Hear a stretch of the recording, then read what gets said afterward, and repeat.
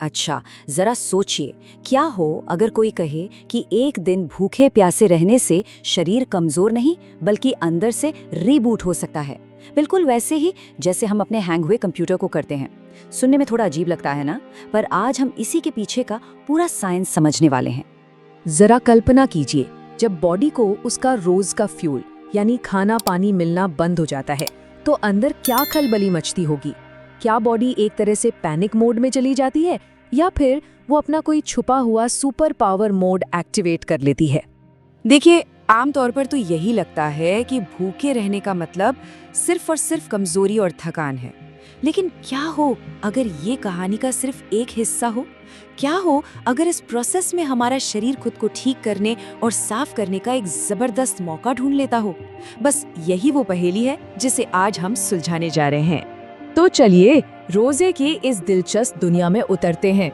हम ये देखने वाले हैं कि कैसे एक 1400 साल पुरानी परंपरा आज दुनिया भर के साइंटिस्ट्स और हेल्थ एक्सपर्ट्स के लिए रिसर्च का एक बहुत बड़ा टॉपिक बन चुकी है। तो सबसे पहले बिल्कुल बेसिक बात, आखिर रोजा है क्या? देखिए, इस्लाम में इसका मतलब एकदम साफ है। सुबह सूरज उगने से ठीक पहले से लेकर सूरज डूबने तक कुछ भी खाना या पीना नहीं। ये एक तय समय का उपवास है जिसे रमजान के महीने में रखा जाता है। लेकिन यहाँ एक बहुत जरूरी बात है, रोजा सिर्फ पेट को खाली रखने का नाम नहीं है। ये असल में एक तरह की मेंटल और स्पिरिचुअल ट्रेनिंग है। ये भूख और प्यास पर तो कंट्रोल सिखाता ही है, साथ ही साथ ये गुस्से पर, बुरी आदतों पर और नेगेटिव सोच पर काबू पाने की भी एक जबरदस्त एक्सरसाइज है। तो अब आते हैं सबसे दिलचस्प सवाल पर।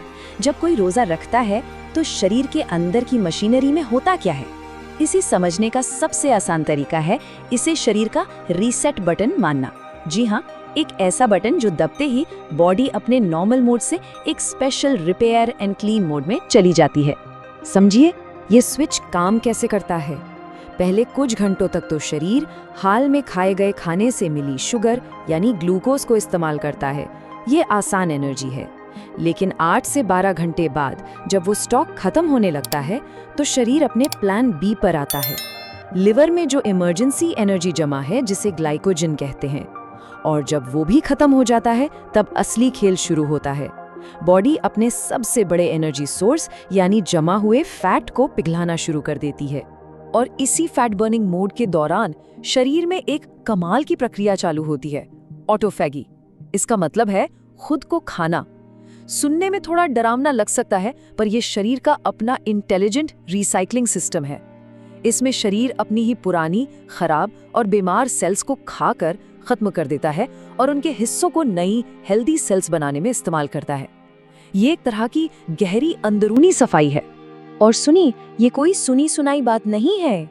ये इतनी बड़ी खोज है कि साल 2016 में जापानी वैज्ञानिक योशिनोरी उसुमी को इसी ऑटोफैगी की प्रक्रिया को विस्तार से समझाने के लिए मेडिसिन का नोबेल पुरस्कार मिला। जी हाँ, नोबेल प्राइज। इससे आप समझ सकते हैं कि ये प्रक्रिया शरीर के लिए कितनी ज्यादा जरूरी है।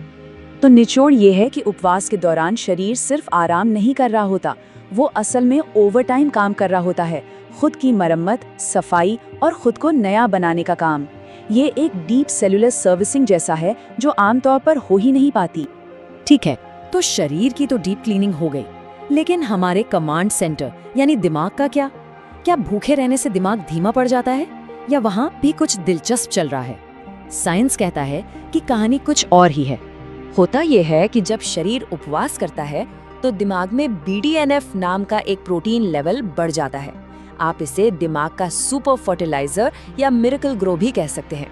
इसका काम है दिमाग की कोशिकाओं को बनाना, उनकी हिफाजत करना और उन्हें मजबूत करना। और जब दिमाग में ये मिरेकल ग्रो बढ़ता है तो इसके फायदे भी कमाल के होते हैं। ये दिमाग की कोशिकाओं को मजबूत करता है, सीखने और याददाश्त की क्षमता को बढ़ा सकता है और फोकस को पहले से ज्यादा तेज करता है। यही वो वजह है कि कई लोग रोजे के दौरान ज्यादा अलर्ट और फोकस्ड महसूस करते हैं। तो ये एक कमाल का विरोधाभास है। एक तरफ हमारा शरीर भूख और प्यास की चुनौती को झेल रहा होता है, लेकिन दूसरी तरफ उसी चुनौती के जवाब में हमारा दिमाग खुद को और ज्यादा तेज और अनुशासित बना रहा होता है। यानी शरीर के लिए जो परीक्षा है वो दिमाग के लिए एक वरदान बन जाती है। लेकिन विज्ञान की ये सारी बातें तो हाल की खोज हैं। रोजे का असली मकसद सिर्फ शरीर को डिटॉक्स करना या दिमाग को तेज करना कभी नहीं रहा है। इसका एक बहुत गहरा आध्यात्मिक और सामाजिक पहलू भी है, जो असल में इसकी आत्मा है। हजारों सालों से रोजा इंसान को कुछ बहुत जरूरी मानवीय गुण सिखाने का जरिया रहा है। सब्र यानी धैर्य रखना जब कुछ खाने पीने का मन करे, आत्मनियंत्रण यानी अपनी इच्छाओं पर काबू पाना, और सबसे बढ़कर सहानुभूति। ये एक बहुत ही पावरफुल आइडिया है।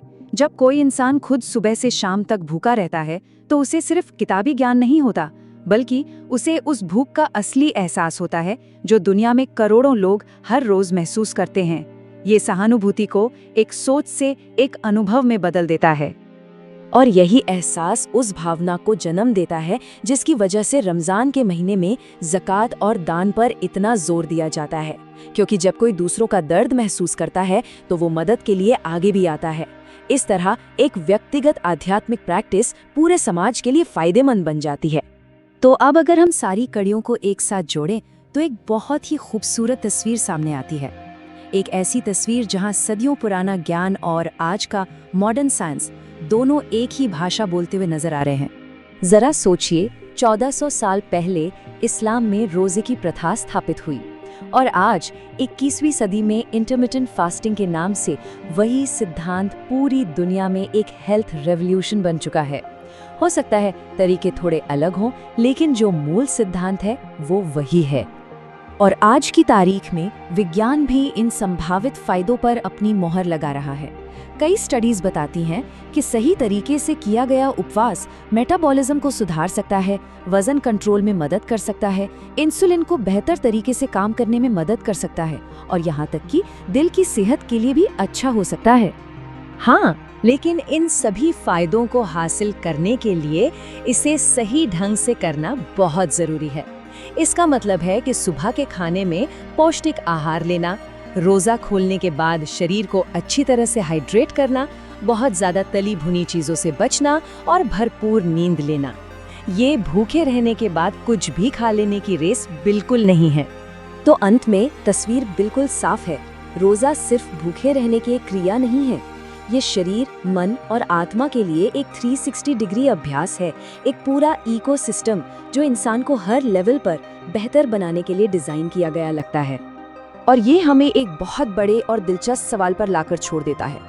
क्या ऐसा हो सकता है कि हमारी आज की लाइफस्टाइल से जुड़ी कई बीमारियों और मानसिक चुनौतियों का हल हमारी ही सदियों पुरानी परंपराओं में छुपा हो, और हमें बस उन्हें आज के विज्ञान की नजर से फिर से देखने और समझने की जरूरत है?